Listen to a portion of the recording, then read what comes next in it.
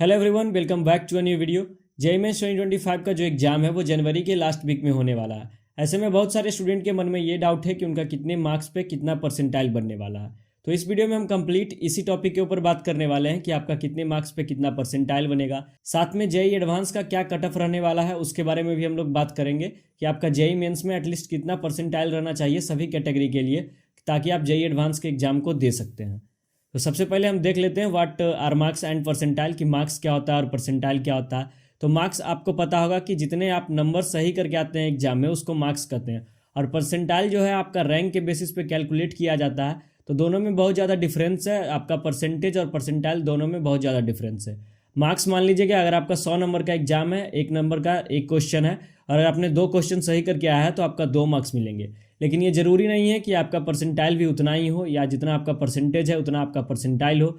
मान लीजिए यहाँ आपका 2% आया, लेकिन आपका परसेंटाइल यहाँ 100 परसेंटाइल भी हो सकता है। मान लीजिए एग्जाम में अगर 5 स्टूडेंट अपियर हुए हों और आपका मार्क्स जो है सबसे ज़्यादा है, यानी कि आपका 2% ही है लेकिन आपका मार्क्स सबसे ज़्यादा है, तो आपका 100 परसेंटाइल हो सकता है। तो परसेंटाइल और परसेंटेज में बहुत ज़्यादा डिफरेंस है। अब हम देख लेते हैं कि परसेंटाइल का क्या इंपॉर्टेंस है जेईई मेंस में। तो परसेंटाइल के बेसिस पर ही आपका रैंकिंग कैलकुलेट किया जाता है। उसके बाद जो कटअप से कॉलेज में अगर आप एडमिशन लेते हैं तो आपको पता होगा कि परसेंटाइल के बेसिस पर ही आपका एडमिशन होता है कॉलेज में। तो हर कॉलेज का अपना एक कट ऑफ मार्क रहता है जिसके बेसिस पे वो आपका एडमिशन लेते हैं। तो यही आपके लिए एक मोटिवेशन भी हो सकता है कि आपको अच्छा से अच्छा परसेंटाइल स्कोर करना है, ताकि आपको अच्छे से अच्छे कॉलेज में एडमिशन हो पाए। उसके बाद हमारा मार्क्स और परसेंटाइल में कौन कौन सा फैक्टर अफेक्ट करता है। तो ये अफेक्ट कर सकता है आपके डिफिकल्टीज़ के ऊपर, कि आपके शिफ्ट में क्वेश्चन का डिफिकल्टी लेवल क्या था। अगर आपका डिफिकल्टी बहुत ज़्यादा हाई रहेगा किसी शिफ्ट में तो आपका कम मार्क्स के ऊपर भी बढ़िया परसेंटाइल जनरेट हो जाएगा। अगर आपका डिफिकल्टी कम रहेगा तो आपका अच्छे मार्क्स में भी आपका अच्छा परसेंटाइल नहीं बनेगा। तो ये डिफिकल्टीज़ के ऊपर डिपेंड करता है। उसके बाद कैंडिडेट पे ऊपर डिपेंड करता है। अगर आपके बहुत ज़्यादा कैंडिडेट होंगे तो कंपटीशन और ज़्यादा बढ़ जाएगा, जिससे परसेंटाइल हमारा कम जाएगा।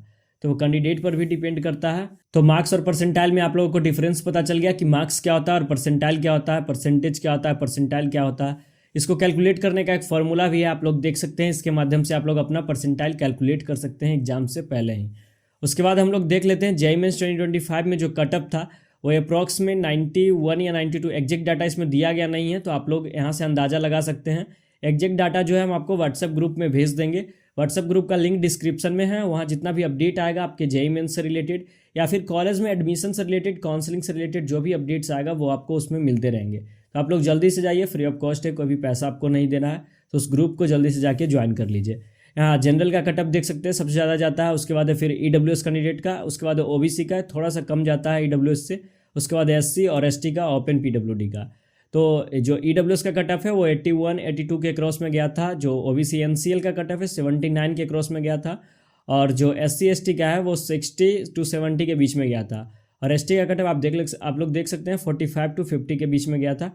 और ओपन पीडब्ल्यूडी का 0.0 समथिंग 1% के बीच में गया था। अब हम देख लेते हैं मार्क्स वीएस परसेंटाइल, आपको कितने मार्क्स पर कितने परसेंटाइल जनरेट होंगे इस जनवरी सेशन के एग्जाम में। तो 99 परसेंटाइल लाने के लिए आपको 180 से 200 मार्क्स आपको स्कोर करने पड़ेंगे।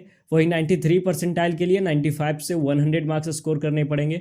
94 के लिए 100 से 110, 95 परसेंटाइल के लिए 110 से 120, 96 के लिए 120 से 130, और 97 परसेंटाइल के लिए 130 से 140। वही 98 परसेंटाइल अगर आपको लाना है तो 150 से 174 मार्क्स स्कोर करने पड़ेंगे।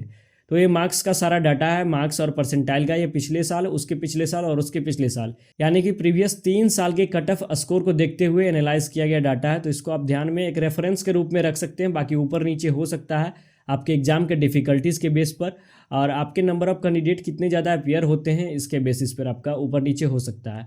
बाकी आपका कितना भी कम परसेंटाइल आएगा, आपको गवर्नमेंट इंजीनियरिंग कॉलेज में एडमिशन लेने की जिम्मेदारी हमारी है। आपका कितना भी कम परसेंटाइल आता है आपका एडमिशन हो जाएगा कोई ना कोई गवर्नमेंट इंजीनियरिंग कॉलेज में, चाहे आप यूपीटीयू काउंसलिंग के थ्रू हो या फिर बीसीसी काउंसलिंग के थ्रू हो या फिर जैक दिल्ली हो गया, और भी बहुत सारे इंडियाज़ में डिफरेंट डिफरेंट काउंसलिंग है। उसके लिए आप हमारे चैनल को सब्सक्राइब कर सकते हैं। और नेक्स्ट वीडियो आपको किस टॉपिक पे चाहिए तो आप कमेंट बॉक्स में लिख के बता सकते हैं, हम नेक्स्ट वीडियो उसके ऊपर बना देंगे।